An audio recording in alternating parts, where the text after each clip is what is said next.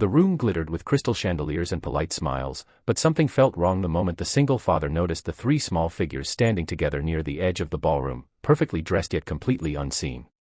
In a space where power usually bent the air, where people leaned forward for attention and approval, the CEO's triplets stood quietly as if they were part of the decor. Then the man everyone underestimated stepped forward, knelt down, and said three words that changed the temperature of the room forever. Before we go any further, if you believe that kindness still matters and that people deserve second chances no matter where they come from, take a moment to like this video, share it with someone who needs hope, comment your thoughts, and subscribe to the channel, Acts That Matter. Stories like this exist because of people like you. The annual Meridian Foundation Luncheon was meant to be a celebration of success, a bright daytime event where sunlight poured through tall windows and reflected off polished marble floors. Executives in tailored suits and elegant dresses filled the hall, moving in clusters that formed and dissolved like currents. At the center of it all was the invisible gravity of status, pulling people toward the biggest names in the room. But standing just outside those circles were three identical girls with soft brown curls pinned neatly back, pale pink dresses pressed to perfection, and hands clasped together as if holding onto each other was the only thing anchoring them there. They were the triplets of the foundation's CEO, Althea Crown, a woman whose name could open doors with a whisper. Yet that afternoon, the children were strangely ignored. Evan Calder noticed them because he had spent most of his life being overlooked himself. A single father in his late 30s, Evan wore a navy suit that had been altered one too many times, the fabric showing faint signs of past seasons. He worked as a facilities coordinator for the foundation, a job that kept him in the background, fixing what others broke without ever being thanked. He was there that day to make sure the event ran smoothly, to check lighting, adjust chairs, and quietly solve problems before anyone important noticed them. It was the kind of role he had learned to accept after years of raising his son alone, putting stability above ambition. As Evan moved through the room, clipboard tucked under his arm, his eyes kept returning to the triplets. Guests passed by them with distracted smiles, bending down briefly only to redirect their attention toward more useful conversations. Some assumed the girls were part of the entertainment, others thought a nanny would appear any second. No one seemed willing to stop and truly see them. Evan felt a familiar ache tighten in his chest, the same feeling he had when parents at school events talked over him or when co-workers assumed his quiet nature meant he had nothing valuable to say. The triplets stood with remarkable composure for children their age. Their names were Mireya, Solene, and Tamsin, though few people in the room bothered to learn that. They watched the adults swirl around them with wide eyes, absorbing the subtle lesson that even being the children of the most powerful woman present did not guarantee attention or warmth. Their mother, Althea, was across the room deep in conversation with donors, her posture flawless, her focus divided between responsibility and expectation. She glanced toward her daughters once or twice, trusting the environment to take care of them, unaware of how alone they felt. Evan tried to tell himself it wasn't his place. He had tasks to complete, schedules to keep, a job that depended on not drawing attention to himself. But memories surfaced uninvited, his own son sitting alone at a school assembly because Evan had arrived late after working a double shift, the way that small face lit up when Evan finally showed up. He remembered kneeling down then too, meeting his child at eye level, offering presents instead of excuses. The pull of that memory was stronger than any rule about staying invisible. He set his clipboard down on a nearby table and walked toward the girls. The chatter of the room faded as he approached, replaced by the soft hum of the air conditioning and the faint clink of glasses. He noticed the way the triplets stiffened slightly, unsure if this adult would pass them by like the others or linger just long enough to disappoint them. Evan didn't rush.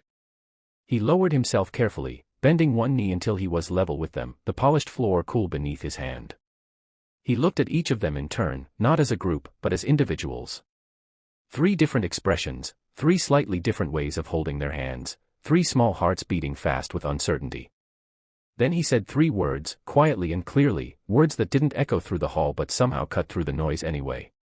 I see you. Something shifted immediately. The girls' shoulders relaxed, their eyes brightened, and the tension they had been carrying dissolved into shy smiles. In that simple acknowledgement, Evan gave them something no one else in the room had offered, genuine attention without an agenda.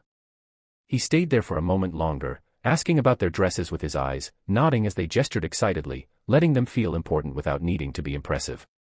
People began to notice. At first it was subtle, a few glances cast in Evan's direction, curiosity flickering across faces that had been trained to scan for advantage. Then whispers moved through the room like a ripple. Who was that man kneeling with the CEO's children? Why was he there? Althea herself turned just as she finished a conversation, her practiced smile faltering when she saw the scene unfolding. From across the room, it looked like a small thing. One man kneeling, 3 children smiling. But to Althea, who had spent years building walls to survive in rooms like this, it felt like a mirror held up to everything she had sacrificed along the way. She excused herself and walked toward them, heels clicking softly against the marble. Evan sensed her presence before he saw her, a shift in the air that came with authority. He stood quickly, a flush creeping up his neck, ready to apologize for overstepping. But Althea didn't look angry. She looked thoughtful, even a little shaken.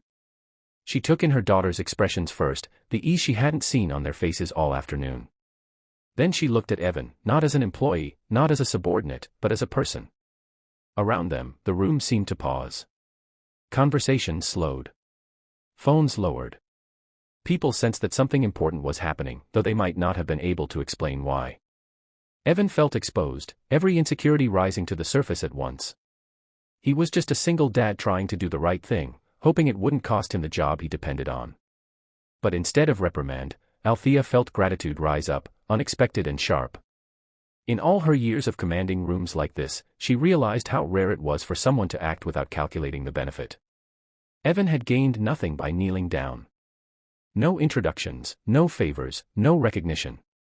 He had simply chosen kindness. The rest of the luncheon unfolded differently after that.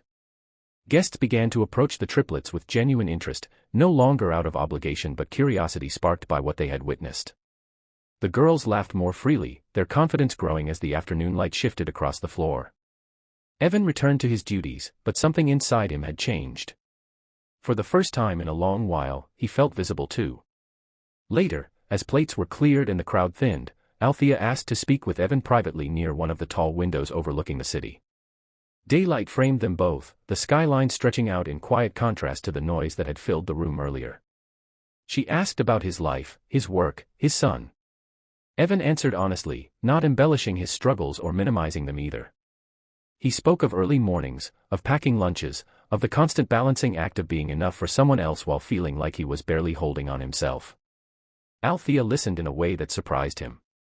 She recognized pieces of her own story in his, the loneliness of leadership, the weight of responsibility. In that moment, titles felt irrelevant. What mattered was the shared understanding that success meant little if it cost you the ability to truly see others.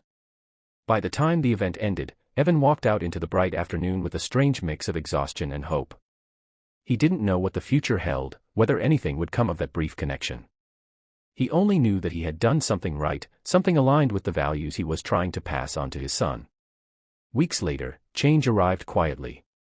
An unexpected meeting. An offer that recognized not just his skills but his character. Opportunities Evan had never thought to ask for because he assumed they weren't meant for someone like him. Althea didn't frame it as a reward. She framed it as a correction, a realignment of what the foundation stood for. The triplets never forgot him either. At future events, they sought him out first, their smiles easy and unguarded. To them, he was the man who had seen them when it mattered. To Evan, they were a reminder that the smallest actions could ripple outward in ways you might never fully see. As the story spread quietly among staff and donors, it wasn't the power shift that moved people most. It was the simplicity of it all. One man. 3 words. A moment of courage to choose empathy over caution. If this story is touching your heart right now, if it's reminding you of moments when someone saw you or when you wish they had, please take a second to like this video, share it, and leave a comment.